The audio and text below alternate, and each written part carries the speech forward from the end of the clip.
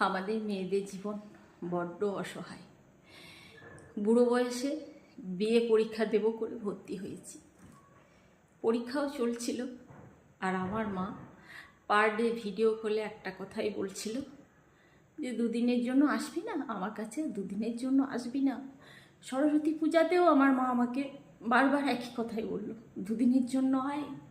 আমি বললাম, মা সরস্বতী পূজায় গোটা সেদ্ধ রান্না, তো আমার বাড়িতে তো কেউ নেই, ছেলে স্বামী, তো রান্না করে দিয়ে যাব।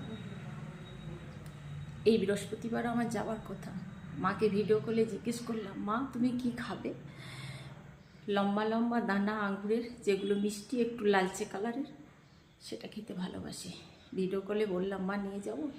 হাসলো মুচকে, নিয়ে আয়। তারপর বললাম, তুমি যে বেদানার লাল টুকটুকে বড় বড় দানা খেতে ভালোবাসো, সেগুলো নিয়ে যাব। বলল নিয়ে আয়। তারপর বললাম, আমি একটু মজা করছিলাম মায়ের সাথে। আমি বললাম যে মিষ্টি লেবু খেতে যে ভালোবাসো, সেটা নিয়ে যাব। তখন আমার বড় ভাইকে বলছে, দেখ বাপি, রীতা আমার সাথে কেমন মজা করছে। আমি বললাম, তুমি বলো না, আমি সব নিয়ে যাব। সেটাও বললো। তখন বললো, সেটাও নিয়ে আয়। তারপর বললাম, তুমি যে গরম ল্যাংচা খেতে ভালোবাসো, নরম নরম, সেটা নিয়ে যাব। তখন বলল, আমি যা যা খেতে ভালোবাসি সবই তো জানিস, জিজ্ঞেস করছিস কেন? সব নিয়ে আয়। কবে আসবি বল, দুদিনের জন্য আয়। আমি বললাম, মা গুড ফ্রাইডে একটা ছুটি থাকে, তাহলে আমি বৃহস্পতিবার স্কুল করে আমি যাব। আমি বৃহস্পতিবার রাত থাকবো, শুক্রবার রাত থাকবো, শনিবার রাত থাকবো তোমার কাছে, রবিবার আমি আবার আসবো। এসে আমি সোমবার থেকে স্কুলে জয়েন করব। কিন্তু যে বৃহস্পতিবার আমার যাওয়ার কথা, সেই বৃহস্পতিবারের সোমবারই মায়ের এরকম হয়ে যায়।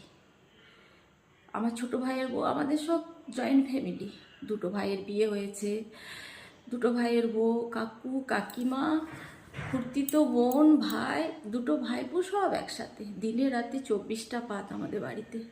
চাষিবাসী পরিবার, কিন্তু সবাই সুখে আছে, আনন্দে আছে।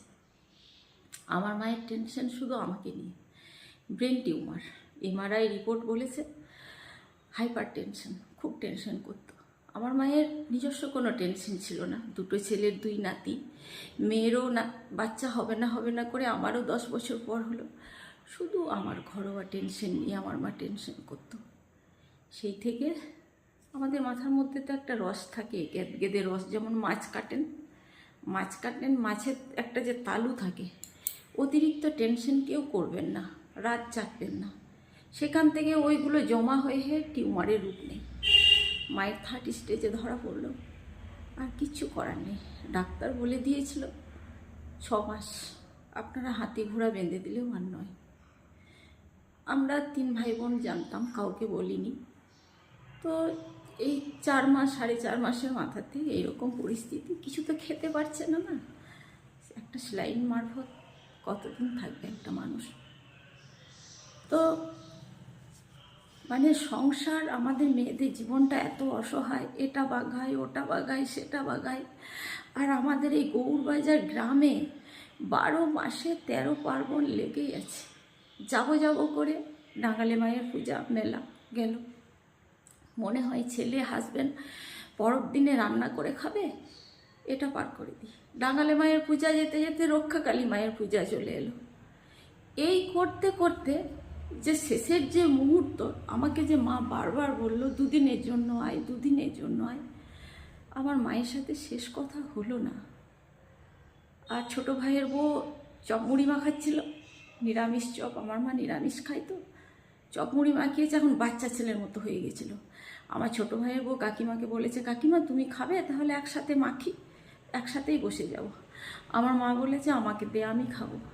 হাঁটুল মাটুল করে বসে আমার মা আমার ছোটো ভাইয়ের সাথে চমড়ি মাখা মুড়ি খেয়েছে। তারপর যেই গরম ভাত নামাতে দেখেছে আমার ভাইয়ের বউদেরকে, অমনি বারান্দায় বসে গেছে যে আমাকে তাড়াতাড়ি মার ভাত দিয়ে দে, আমি খাবো। আমার কাকিমাও কত কেঁদে গেল হাসপাতালে, বলছে যে মানুষটা যে খাবো করে বসলো ফেনা ভাত, তো শেষ খাওয়া খেতে পেল না। ওই খেতে বসেছে, আর ছোট ভাইয়ের বউটা একটু মানে একটু চালাক চম্পট টাইপের, একটু টস করা যেটা বলে। তো ও কিন্তু উঠান থেকেই দেখতে পেয়েছে যে মা বোধহয় পড়ে যাবে, ওখান থেকেই টন করেছে। আর বাবাকে বলছে, বাবা মা দেখো কীরকম করছে, তুমি তাড়াতাড়ি ধরো পড়ে যাবে। আর আমার কাকিমা এঁঠো বাসন ধুচ্ছিল, ও এঁঠো হাতেই ছুটেছে, মাকে ধরেছে। তো ওই মুখ দিকে ফেনা টানা খিঁচুনি আরম্ভ হয়ে গেছে, তারপরেই মাকে হসপিটালাইজ করেছে। তো আমরা মেয়েরা বড্ড অসহায়, আমাদের শেষ দেখা হয় না বাবা মাকে, আমরা যতই বলি আমাদের হয় না, আমরা এতটাই স্বার্থপর।